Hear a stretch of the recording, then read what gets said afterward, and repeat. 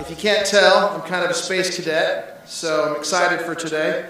I teach history here at SUU, and I'm the director of A.P.E.X. On behalf of myself and the A.P.E.X. team, Sophie Javage and Evan Miller, I want to welcome you to this year's Festival of Excellence keynote, Why Go to the Moon? I would also like to thank those of the Eccles Foundation, the Festival of Excellence Committee, and the Provost's Office for making this event possible. I'd like to remind you that today's conversation will continue this Thursday at 3 p.m. on Thunder 91.1 and on the A.P.E.X. Radio Hour podcast. I would also like to remind you that this week's Founders Week convocation, The Power of Place, will be held this Thursday here in the Great Hall at 11:30. This year's Festival of Excellence keynote speaker, Roger Launius, is currently the principal of Launius Historical Services in Auburn, Alabama. He served as chief historian of the National Aeronautics and Space Administration, NASA, from 1990 to 2002, and later worked at the Smithsonian Institution's National Air and Space Museum in Washington, D.C., where he held the position of Associate Director of Collections and Curatorial Affairs until his retirement in 2017. Launius has authored several books on space exploration, including The Smithsonian History of Space Exploration, Reaching for the Moon, A Short History of the Space Race, From Project Mercury to the Mars Rovers, 60 Years in Space, and this one here, which is brilliant, Apollo's Legacy, The Space Race in Perspective, among many other notable works. We do have copies of Apollo's Legacy for purchase in the lobby, and Roger will host a book signing after his presentation. In addition to his writing, Launius has also served as a consultant to the Columbia Accident Investigation Board in 2003 and participated in several review boards of the National Academy of Sciences. His notable achievements include receiving the NASA Exceptional Service Medal and the Exceptional Achievement Medal. Launius has been a frequent guest commentator on space history for various major television and news radio networks. It is now my pleasure to welcome Roger Launius to Southern Utah University and to the A.P.E.X. stage. Hey, good morning, everybody. Can you hear me okay? I am Roger Launius. I spent 35 years working as a U.S. government historian. Really good set of gigs. Once upon a time for the Air Force as a civilian, and then, as Ryan just said, at NASA, really cool gig, and ultimately at the Air and Space Museum. How many of you have ever been to the National Air and Space Museum in Washington? A few of you. I'm sure it was a highlight experience for you, and those of you who have not gone, go back and go for the first time. It has just been renovated. It's actually not fully open yet, but it will be within the next few months, with all new exhibitions on all kinds of subjects associated with air and space, and it is stunning. I can tell you how proud I am of what the curators have been able to do in terms of creating new exhibitry and telling a truly unique and important story associated with the United States in the 20th century and into the 21st. But what I want to talk to you about today is going to the moon with the Apollo program of the 1960s and early 1970s. I am not going to take a poll to ask you how many of you do not believe we landed on the moon. I know some of you are probably in that category. And if I took a poll, I would have to then spend the rest of my time, and actually I would lock the doors and keep you here, until I convinced you that we did indeed go to the moon. Believe me, we did. There is absolutely no doubt. And we're going to go back. And so gets to the question of what I want to talk about today, why go to the moon? And I'm going to talk mostly about history, but I am going to say a few things at the end about going back and what that means. So some of you are probably familiar with a bit of this history. In the late 1950s and early 1960s, a space race emerged between the United States and the Soviet Union. And it was a part of a larger struggle that the United States was engaged with, in which there were two superpowers, and they were superpowers. They both had nuclear capability and the delivery mechanisms to wipe each other out. Literally, that's what was at stake, was human extinction with this capability. And that led to a confrontation over what the future of the world was going to be like, whether it was going to be capitalistic and democratic, or whether it was going to be socialist and command economy. And the Americans won that. And no small part they won that because of the success of the space race and the Apollo program. And I will talk more about that to convince you of why that was the case. But in the late 1950s and early 1960s, it looked like the Soviet Union was ahead. And it looked like they had the capabilities that the Americans did not. First with the launch in 1957 of Sputnik, and you can see the technician on the left working on the Sputnik satellite, one that would then orbit on the 4th of November for the first time and put up a satellite over the Earth. The United States had not been able to do this as yet. They would not do it for another few months. But this was one case in which the Soviets clearly demonstrated a technological competence the Americans did not have. And then in 1961, they did it again when they sent Yuri Gagarin. You can see the picture from Time magazine here. Yuri Gagarin, a very engaging figure, charismatic individual who demonstrated that humans could go above this atmosphere and could circle the Earth. He did it one time in 1961 on April 12th to be exact. And it caused, in both cases, a furor around the world as everybody looks to the Soviet Union as this technological marvel. Maybe they are the ones that are going to be successful in this Cold War race. Everybody in the world at that point realized, as we do today, that the future belongs to the civilizations that can master science and technology. There is no doubt about that. They knew it in the 1950s and 60s, and we know it again today. And no better demonstration of that came than in these very public space activities. So the Soviets are ahead of the game. Here's a chart that I compiled to suggest to you that particular story. So in 1957, if you ask the public the question, is the Soviet Union ahead of the United States in space? The yes answer is in blue. You can see it's pretty decisive. The red answer is no. The don't know or I don't care is the sort of manila color that you can see there. And what you can see is most of the time during the first part of the 1960s, it looks like the Soviets are ahead. And clearly, they are demonstrating a great deal of capability that the Americans do not. This leads to the American decision to try to catch up. And John Kennedy, you probably know the picture, gave a very famous speech on the 25th of May, 1961, to a joint session of Congress. And it was called the Urgent National Needs Speech, in which he talked about all kinds of things. But one of the things, the one that was really important, the one that we remember most, is, and the central quote, I see if I can do the accent. I believe this nation should commit itself before this decade is out of landing a man on the moon and returning him safely to the earth. And then he goes on to talk about why this is important and how we must do that. By the way, Buzz Aldrin, some of you may know that name, told me that the favorite part of this speech for him was returning him safely to the earth. Anyway, Kennedy's decision to go to the moon by the end of the decade of the 1960s was critical. It put a clock on the effort, and it was something that was to be carried out in the full measure of everybody in the world watching. And the Apollo program results from this. It was a national imperative. There's no question about that, and it was very much a national security imperative. This is a part of the Cold War. It makes no sense in the context of any other set of activities except as a Cold War measure. It's about demonstrating American technological and scientific capability to the world. In other words, bragging rights.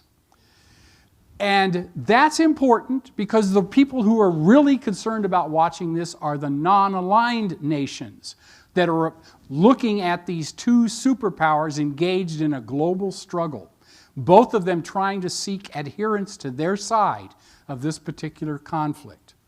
And the American capability to land on the moon demonstrate this as better than just about anything else. And it really was significant in that context. So here's the basics. The geopolitical context is really significant to this. Without it, we wouldn't be doing it. That's something that's important to understand as we think about returning to the moon today, because the same geopolitical context is not existent today. It was a bargain for us. $25.4 billion in then-year dollars. You can multiply that to about 250 or so billion today. Still not outrageous in my mind, but you know, there's the old joke, a billion here, a billion there, and pretty soon you start talking about real money. And that's where we were with the Apollo program. But it was successful. The program life, 1961 to 72, when it finally ended, 6 successful landings. For anybody who thinks we never landed, why would we fake it 6 times?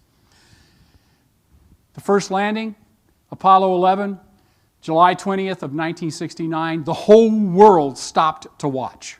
Literally, that was the case for a few days. The last landing, Apollo 17, December of 1972, 3 circumlunar flights. The first one was the one that we're most familiar with, Apollo 8, but also 2 others beyond that, one of which was a failure, Apollo 13, when they were supposed to land and could not do so. Anybody seen the movie that Tom Hanks made? Lots of you. Okay. That tells that story, and it does a pretty good job of that particular thing. A stunning success in a lot of ways. We did it because we were willing to expend the resources to make it happen. This is a chart of the NASA budget from its origins up to almost the present. And what you can see is this sort of roller coaster here on the left, where the NASA budget reaches almost 4% of the federal budget. That's a lot of money. I put it as a percentage so we don't have to worry about inflation and looking at it in that way. But that's the money, that's the investment that took us to the moon. No sooner do we accomplish that than the budget goes right back down and it bottoms out in the early 1970s, and it stays below 1%, actually in the last decade or so, below 0.5% of the federal budget. And that's where we've been ever since. Anything that NASA wants to do in the future, if it can do it within the confines of this budget over here, I think most people will cheer. But they're not going to get the kind of plus-ups they ever got for Apollo. Not going to happen again. So this gives you some sense of this as well. The chart is sort of an expansion on what I just said. Rapid growth in the NASA budget in the early 1960s. A lot of it was spent on construction efforts. The Johnson Space Center built in Houston, the launch complexes at the Kennedy Space Center at Cape Canaveral, Florida, the creation of some other centers in other locations. Personnel rapidly growing as well. I would suggest to you that this was significant. There was a significant investment. And if you look at Apollo dollars versus the Panama Canal, Manhattan Project, or the Interstate Highway System, you know, it's right up there with some of the most that we've ever had. If you compare it to other shuttle or to other programs that NASA's been engaged in, like the Space Shuttle or the Space Station, similar in terms of dollar figures.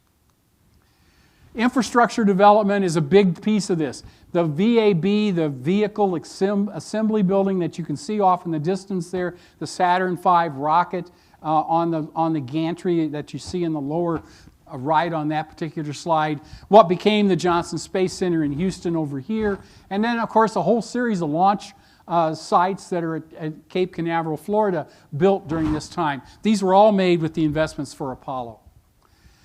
Key technologies, no question about it, central technology, and the one that enabled us to do it when the Russians tried and failed, was the Saturn V rocket, a heavy lifter, one that was massive in its size and scope. And it worked beautifully, I got to tell you. The Russians never could get their big launcher to work. This thing had 5 rocket engines at the first stage, generating a total of 7.5 million pounds of thrust at launch. Russians couldn't even build a rocket engine that big. They used 30 rocket engines on their moon rocket. They never could get them to work right. And they failed every time. They launched 4 times and they lost every single one of those. They had to blow it up before it got anywhere. The space capsule itself, the Apollo command module right here, the service module and the bell at the back were ancillary parts of that particular system. Took the astronauts to the moon, did so very effectively. We, of course, had one horrific accident with that capsule on the ground in 1967 when a crew of 3 was lost. And then going to the moon itself, the lunar lander, a very ungainly looking vehicle, a true spaceship. It did not operate in an atmosphere. It could not operate in an atmosphere. But it did beautifully when landing on the moon. And of course, the last few missions, they had a little moon buggy that they drove around, enabled them to travel about 20 miles out and 20 miles back to do more exploration than ever before. Those are the key technologies, but they pale in comparison to that one right there, the A7L spacesuit, which allows you to get out of that spacecraft and walk around on the surface of the moon for hours at a time. Remarkably successful. Still the prototype for every other spacesuit ever built ever after. In going to the moon, we didn't do it because everybody thought it was a great idea. People mostly didn't care, but they also sort of thought we were spending too much money.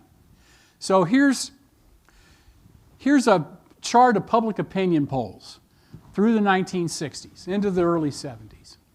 And if you ask the question, is Apollo worth the cost? The answer that you get is in the blue line, yes, it's worth the cost. So in 1962 they asked this, and about 35% say, yeah, it's worth the cost. It goes up slightly, gets above 45% in 1965, then it goes down in 1967 where there's a loss of an Apollo crew. It goes back down to the mid-30s. Only point at which more than 50% of the American public say it's worth the cost is at the time of the first moon landing, Apollo 11 in the summer of 1969. Only time. Routinely, public affairs people will tell you that you need 65 to 70% of the public on board to get anything serious done. We don't get that in the context of Apollo, in this particular arena, when it's married to cost. If you ask a little more generic question, not about specifically Apollo, but are we spending too much on space? The yes line is the red that you can see here. And it bounces back and forth in the 30s most of the time, up to about 50% in 1970. We're spending too much, and then it takes off from there. We're spending too much toward the end of the program. As it is realized, we don't like it. But if you ask a different question, if you ask a question that says, do you approve of Apollo? Absent any money, you get the green line up top. At no point, at only a couple of points, does it get even below 60%. People like it. They don't want to pay for it.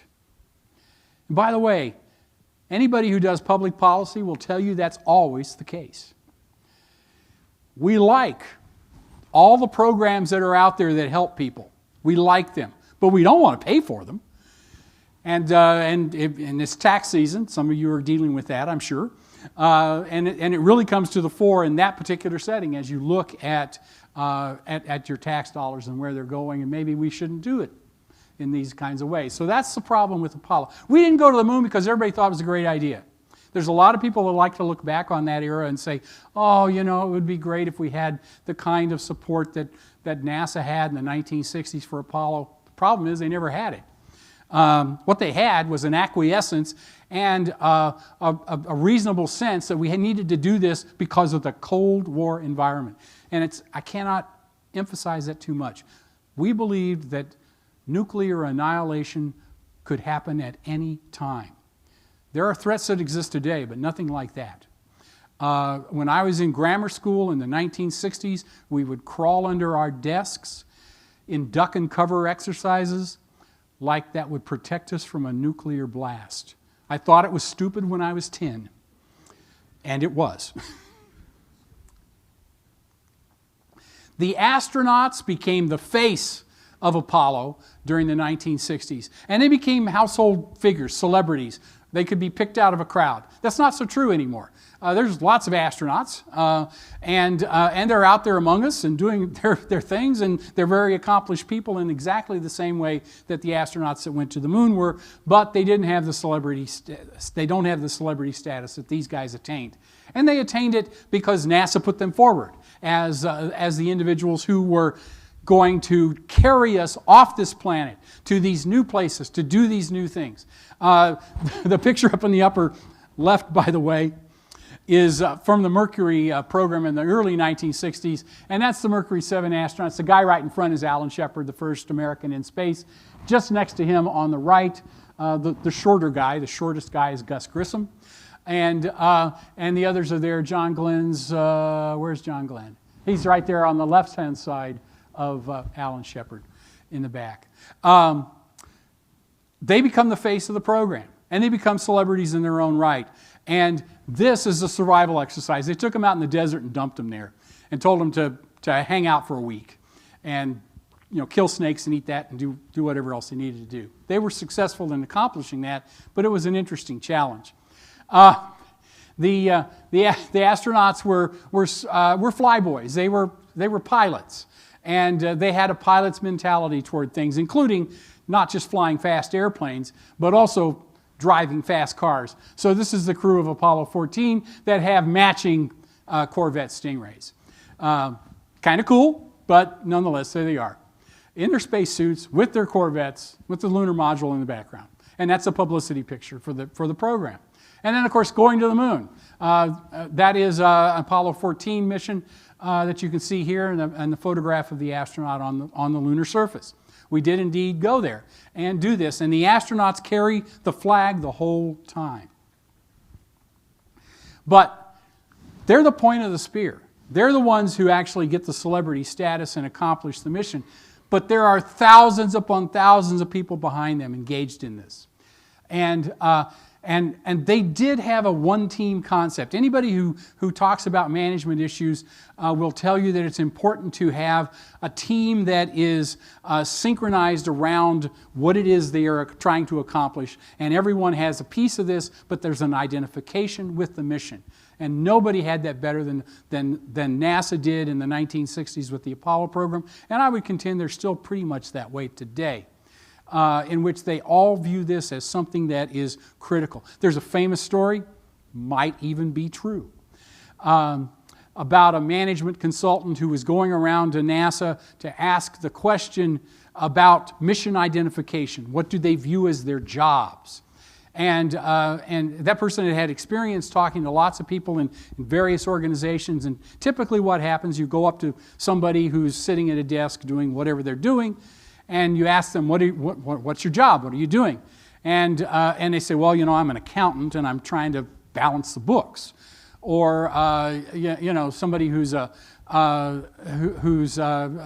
restroom. Well, I'm a janitor. I'm cleaning the restroom.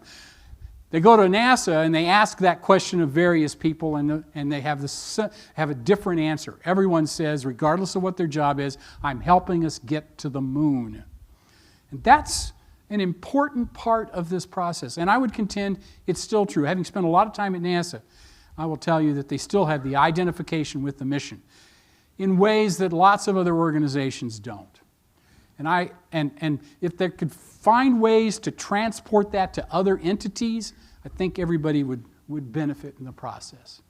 Technical management was a critical component to this. NASA undertook a structure that organized more than 400,000 people to accomplish this task. They all had different jobs in different locations, and they had to figure out a way to work together. So They implemented a program management concept in which everybody's got sort of a top-down approach to dealing with things. They had configuration control of every piece of the technology. They had a systems integration process that enabled them to make sure that so-and-so who's building some small piece of the aircraft or the spacecraft over here can take that piece over to this other entity, which is building something else in another place, and the two fit together and they work. That's a remarkable outcome. It's difficult to do, and anybody who's engaged in high technology activities will tell you how hard it is to maintain quality in that particular arena. In-house technical competence, communications between organizations, accountability, and oversight were big pieces of this. I love to show a couple of these pictures just to give you a sense of what you see in terms of chaos. Up in the upper left and down on the bottom, these are bullpens where engineers are doing their work. They're all engaged in different types of activities, all working together on the same issue. Different pieces of it, but the same issue. You can see up on the upper right, that is launch control down at Cape Canaveral in the 1960s. The woman that you see in the middle is Joanne Morgan. She is one of the first women engineers hired by NASA in 1958. She was an engineer out of Florida State. And she started work as a co-op. She spent her entire career at the Kennedy Space Center, finally retiring as the deputy director for the center in the early 2000s. And she was in launch control most of that time. She also had a few other jobs in other locations. When she first went to NASA, I will just tell you this story quickly. She was appalled by the dominant male culture that was there. And she worked in the blockhouse. Anybody know what a blockhouse is? It's where the launch operations are located. And it's relatively close to the test pad where the rocket is. And it's called a blockhouse because it's built to withstand a blast. And there's usually no windows inside, and you're sort of there. And when she went to work there was not a ladies' room in this place. There weren't any other women there. And she said the most difficult challenge she had early on that she had to wrestle with was whenever she needed to make a trip, she had to go find the security guard, have the security guard accompany her to the restroom, go inside, make sure there were no men inside. Then she could go in, and he stood guard at the door while she was there. And that she found humiliating and demeaning. And she says, as soon as I had any authority whatsoever, there were ladies' rooms put everywhere. And I can't say as I blame her. And of course, there were more women that were employed over time as well. And so there's a larger community that makes the case. That's just one small instance, but it's an important one. And I think it tells a significant story about the transformation of NASA from largely an all-male organization early on to one that becomes more and more like the rest of American society. Oh, one other thing. The woman in the middle, up top, is Poppy Harlow. So Poppy worked at MIT initially on the Lunar guidance computer. And what she has stacked up here is the printouts of the code associated with the Lunar guidance computer in the late 1960s, just to give you a sense of what they were dealing with. A different time and a different place, but they did different things. And of course, clearly they didn't have the kinds of computer capabilities we have today, but they made it work. Apollo, because of the nature of the mission, because of the fact that it's about beating the Russians, and there is no other way to look at this. Because of that, it had to be a public event taking place on the world stage. And nobody ever forgot that that was the case. And it was remarkable in terms of how that unfolded. So here you can see people across the Banana River looking out to the Saturn Launch Complex, Pad 39A. It's over on the other side of the river. You can see the Saturn V launching to the moon. You can see them standing on top of cars out to watch this activity. And people were invited to come do this. There were some that were official guests that were on the center at NASA. Some just came out and stood on the beaches and wherever else to watch what was taking place. Looking at it on television in Japan, covered around the world in newspapers, watching it on the CBS News in New York City, in a big public gathering there. The Pope is involved. And my personal favorite, the kid who dressed for the occasion. That would have been me. It's not actually, but I would totally sympathize with that. I'm old enough to remember this stuff, and it was cool. This becomes the critical piece of this. And of course, once we're successful in doing it, the images come back, the very stark sort of video comes back live from the moon in 1969 to tell us what happened. And we did indeed accomplish this task. Everybody realized it. Everybody stopped and watched and saw what was happening and congratulated the United States. And in interviews with people far and wide, they all looked at this and they said, yeah, this was something the Americans were able to do, and that's great. But really, they were representatives of all of us. We humans did this. That's true. So I'm going to show you about 5 or 6 pictures. They're iconic images of the Apollo program and just talk a little bit about them.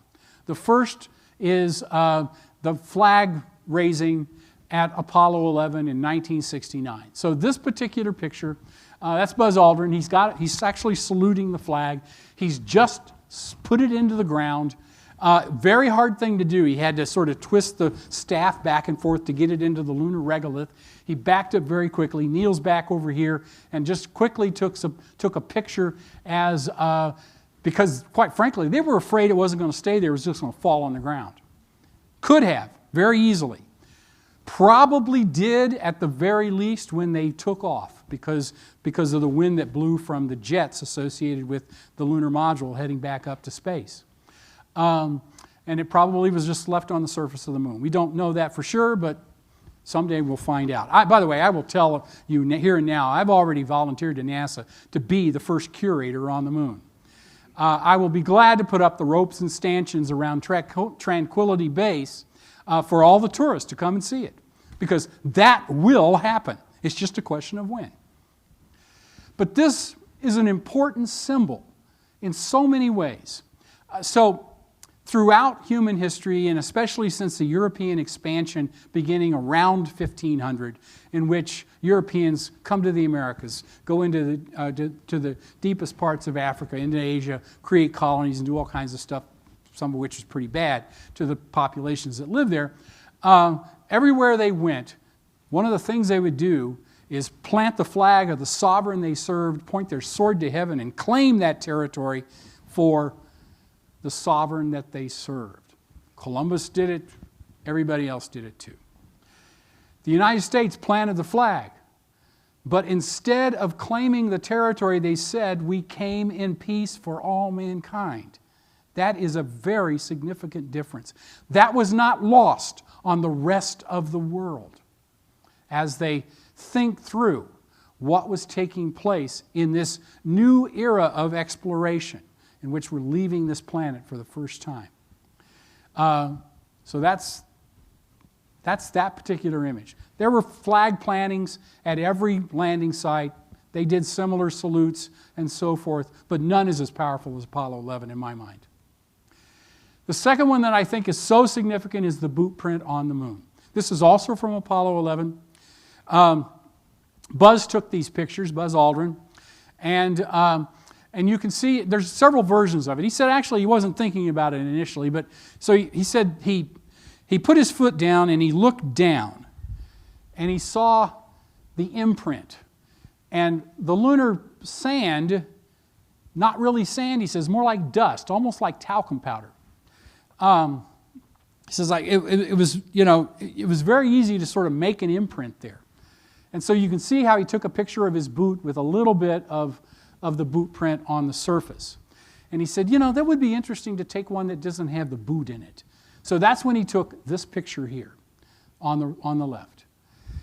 And what I find fascinating about this picture is that Since there's almost no seismic activity on the moon, there's no wind, weather, other things like this to disturb this, unless somebody else goes there and disturbs this, this will be there for eons. It will be there as long as, maybe after we're long gone, planet hopping somewhere else in the universe. This will be here. And by the way, another thing that needs to be preserved at Tranquility Base, which is why I need to be the curator there. But that blueprint suggests to all of the creatures that might be out there in the universe, when they see this, they will recognize that humans moved beyond this particular planet. The picture of Earthrise from Apollo 8, December of 1968, a mission that took place over the Christmas vacation time frame, where the astronauts did a Christmas Eve broadcast to the rest of the world, read from the book of Genesis, wished Christmas greetings to all the people of the good earth. Important statement. And then this image comes out of this particular mission, where you see in the foreground the moon, gray and lifeless. And back in the distance you can see this blue and white marble hanging in the blackness of space. And the realization that comes to everybody almost immediately that everything we know, everything we love, everything we hate is right there. And oh, by the way, we are riding on a little spaceship called Earth. It's not that big, and especially when you look at it from afar, you realize very quickly how it's not that big. And oh, by the way, there aren't any lifeboats. We better take care of this. And if we don't, we're going to die here. And that particular mindset emerged out of this. I would contend that it helped to fuel the rise of the environmental movement of the early 1970s as we started to see the Earth in a different way. This picture did the same thing in a slightly different manner. This is the whole Earth disk from Apollo 17 in 1972. You can see, excuse me, it's the first time that you see the whole disk. And it's very easy to make out the features. You can see Africa in the distance, Madagascar, the Middle East up toward the top there, Antarctica down here at the bottom. And it suggests to you in exactly the same way that the earlier one did that we are living on a spaceship ourselves. And we better take care of it. This becomes the symbol for Earth Day and is used right up to the present for that particular purpose. I will also tell you that for years NASA refused to use this picture for any purpose. They issued it initially, other people picked it up and used it. Guess why they didn't use it? I will tell you, it does not show the United States. The Western Hemisphere is not depicted here. And so there's a little bit of chauvinism at present in that particular set of decisions, but nonetheless, it's a powerful image. And I would contend to you it is iconic, and you will see it in all kinds of ways, in all kinds of settings. I've already talked a little bit about the launch of the Saturn V, but I am fascinated by this particular marvel. I told you that the Saturn V generated 7.5 million pounds of thrust at launch, so that first stage. And it's 3 stages. The third stage puts the astronauts on the way to the moon. But enormous power under total human control, and that's what I find so fascinating about it. Has anybody ever seen a rocket launch? A few of you. A shuttle launch, maybe? Okay, I've seen a lot of shuttle launches. I never saw a Saturn V launch except on television as a little kid. But the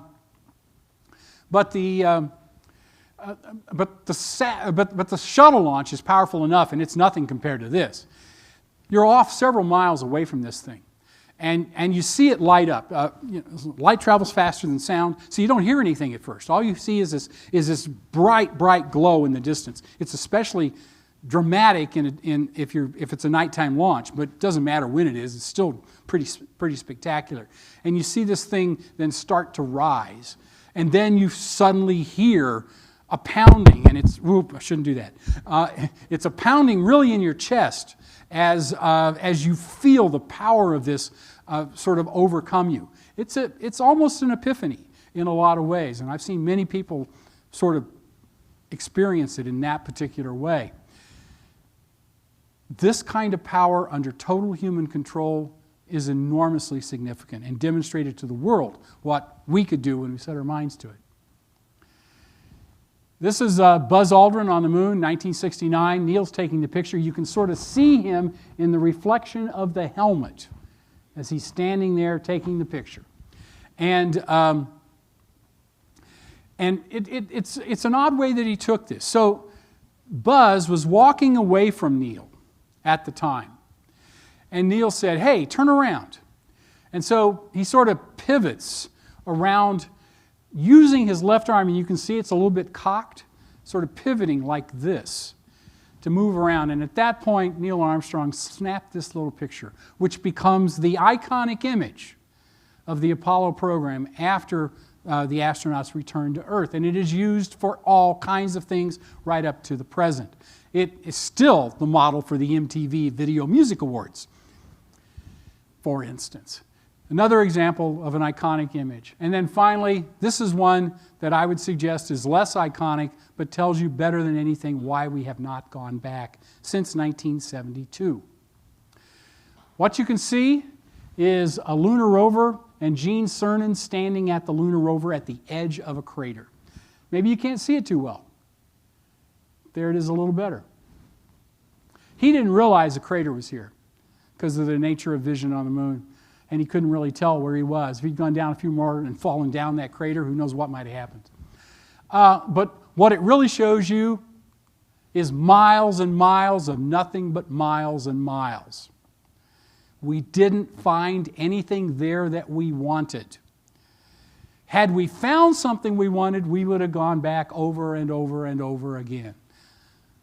You know, geologists love it because of the rocks and stuff like that they learn. That's great. But if we didn't find anything that we really wanted that had value, we chose not to continue this effort. By the way, it doesn't mean it's not there. It means we didn't find it. Might well be there, and something may change in the future. I'm going to skip over this to talk a little bit about, this basically talks about some key decisions, project management, various decisions as the process goes on, but most importantly, at the end, an exit strategy, and NASA had that. We're going to do this for a while, and then we're going to move on to something else. And they very clearly focused on that particular agenda. The race to the moon, there's a Time magazine cover that sort of shows it as a foot race, and it was. The Russians were into this up to the hilt. They were totally committed to beating the Americans, and if they could have pulled it off, they would have been delighted. They weren't able to pull it off. But this whole business of pushing science and technology as a part of the Cold War objective is a really critical component. It inspired millions of people to pursue STEM education, what we now call STEM, science, technology, engineering, and math. And it continues to jazz people today when they see what's happening in space. And they want to be a part of it, so they pursue those kinds of careers in college and ultimately take jobs with NASA or a contractor or SpaceX or whoever it happens to be. Because they want to be a part of this because it's exciting and new. And we've talked about going back since that time many times. There have been three major efforts to sort of move forward in that particular agenda. In 1981, the first President Bush, George H.W. Bush, announced on the steps of my museum on the anniversary of Apollo 11 that we were going to go back to the moon and on to Mars. Didn't work out. Budget was too much. In 2004, the second Mr. President Bush, George W. Bush, announced that we were going to go back to the moon and on to Mars in the NASA headquarters, where he gave a big speech about this. And as recently as 2019, President Trump said the same thing. None of those have come to pass. And here's the fundamental question. Anybody ever read Family Circus when you were a kid? The funnies? So here's the kid, he's looking at the television and there's some sort of space thing going on and he says, someday I might travel to another planet, but here's the kicker, but I'm not sure why. That is the problem that we've got in terms of large-scale space activities, especially with humans. Going to the moon and Mars are key components in this. We love to do a lot of this stuff, but we can't figure out the why question. Why are we doing this? And I would contend there is a reason. And let me just close with this particular discussion. And it's about becoming a multiplanetary species. That is what we are about ultimately. The best case, if we stay here, we will become extinct. There is no question about it. That's 100% guaranteed certainty. It will happen. The best case scenario is that several billion years in the future, the sun will become a red giant. It will engulf the entire solar system, and we had better be planet hopping to other places or we are crispy critters here. Now, there's no member of Congress, I might add, who is excited by a threat that is millions of years in the future. But, in fact, we can't get them excited about threats that are real and imminent. But be that as it may, this is a guaranteed certainty. And so what I've done here is sort of map the European, or actually the English, settlement of America to our efforts in space. So the upper line is sort of key events in English colonial activities in America. So Columbus in 1492, by the way, you can see him raising the flag and claiming the territory for Spain. In 1585, 93 years after Columbus, the English finally tried to found a colony in America, the lost colony of Roanoke in Virginia. It's unsuccessful, but they tried. Not until 115 years after Columbus did they have a first permanent settlement in America, Jamestown in Virginia. So 115 years, 1607, after Columbus. And it's not until 284 years after Columbus that the first independent state is created in America, the United States, in 1776. So if you map the same trajectory onto space activities, here's sort of what you get. Yuri Gagarin is the first human to fly in space. No question about that, he is. 1961. But 8 years later, we land on the moon. That's a remarkable change in the space of a very short period of time, but it was almost stillborn because we had to backtrack at that point. So if you want to map this farther and talk about it on the scale of sort of English settlements in America, you get to the first moon colony, successful moon colony, in 2076, 115 years after Gagarin.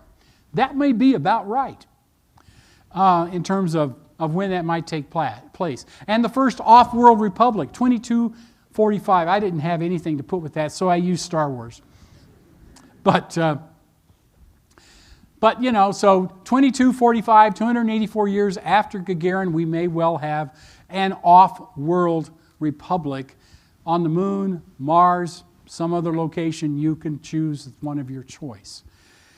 My point in all of this is we have to be in this for the long haul. An individual decision about returning to the moon on a date certain, or trip to the Mars with boots on the ground by 2030 or whatever, choose the date of your choice, is sort of artificial. We've got to think about this as something that's going to take generations, and it will. But I think we should be about it for the long haul, and I do believe that human future lies beyond this particular planet. And I'd like to see that happen in my lifetime. Maybe it will in some small scale. We have it within our capability to establish a research station on the moon. We can do it this decade if we choose. It won't be spectacular. It won't be a permanent settlement per se. It'll look a lot like Antarctica, where we would cycle people in and out on a few months at a time, doing whatever things that they need to do there. But it's the process of getting this moving. That's what I'd like to see happen. And hopefully you all will see this in your lifetimes. I'd love to think that's the case. With that, I'm going to stop. As you might guess, I'm a fan. But I'm also a scholar and a historian. So I try to approach things in an analytical manner. I hope I've done something along those lines that will help you today and think about this for the long haul. Thank you very much.